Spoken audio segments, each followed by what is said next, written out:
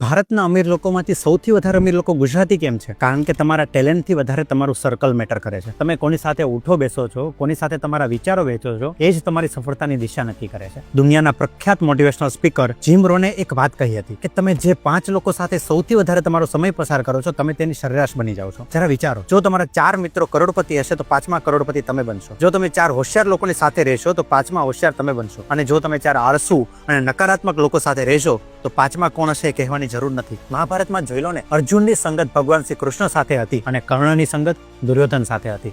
કર્ણ કઈ શક્તિ અને બહાદુરીમાં અર્જુનથી ઓછો નહોતો. આ છે સંગતની તાકાત. સારી સંગત તમને અર્જુન બનાવે છે અને ખોટી સંગત કર્ણ જેવા મહાન યોદ્ધાનો પણ નાશ કરી શકે છે. સ્ટીવ જોબ્સ પાસે સ્ટીવ વોઝનિયાક હતા. માર્ક ઝુકરબર્ગ પાસે શોન પાર્કર હતા. ગૌતમ અદાણી અને મુકેશ અંબાણી જેવા દિગ્ગજ ઉદ્યોગપતિઓ પણ એક મજબૂત સલાહકાર મંડળથી ઘેરાયેલા હોય છે, જે તેમને સાચા નિર્ણય લેવામાં મદદ કરે છે. તમારી જાતને એવા લોકોથી ઘેરી લો જે તમને પડકારે, પ્રોત્સાહિત કરે અને જ્યારે તમે પડો ત્યારે હાથ પકડીને ઊભા પણ કરે.